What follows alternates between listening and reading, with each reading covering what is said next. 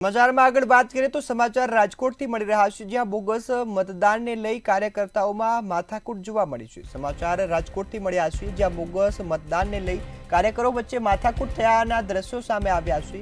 જ્યાં જસદણ આટકોટ ગામમાં જે પટલા હાઉસ છે, હાઈસ્કૂલ છે, ત્યાં ઘટના બની છે, જ્યાં બંને ઉમેદવારોના જે કાર્યકરો છે તે સામે સામે બાખડ્યા હોવાની આ ઘટના સામે આવી છે।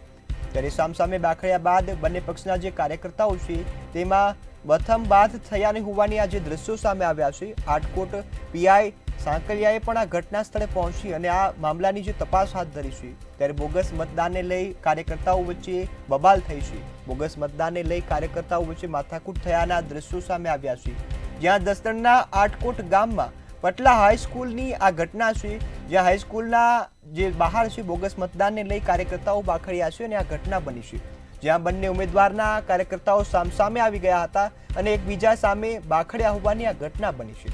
જ્યાં બોગસ મતદાનના મુદ્દે આ બંને જે ઉમેદવારો છે તેના કાર્યકર્તાઓ સામસામે આવ્યા હતા, જે બાદ બબાલ થઈ હતી। ત્યારે આટકોટ પીઆઈ દ્વારા સમગ્ર જે મામલો છે તેને થાળે પડાયો છે, તે તપાસ માટે ઘટનાસ્થળે તાત્કાલિક પહોંચ્યા હતા અને આ મામલે તપાસ હાથ ધરી છે। ત્યારે જસદણના આટકોટમાં આ દ્રશ્યો સામે આવ્યા છે, જ્યાં ગામના પટલા હાઉસ હાઈસ્કૂલની આ ઘટના છે, જ્યાં બંને ઉમેદવારોના જે કાર્યકરો છે તેઓએ બોગસ મતદાનના મુદ્દા પર બબાલ કરી છે। સંવાદદાતા કરશન બામટા ફોનલાઈન પર જોડાયા છે। જે કરશન, આ ઘટના સામે આવી છે, જે આટકોટમાં જે બે ઉમેદવારો છે તેના કાર્યકર્તાઓ સામસામે આવી ગયા છે, શું છે વિગતો?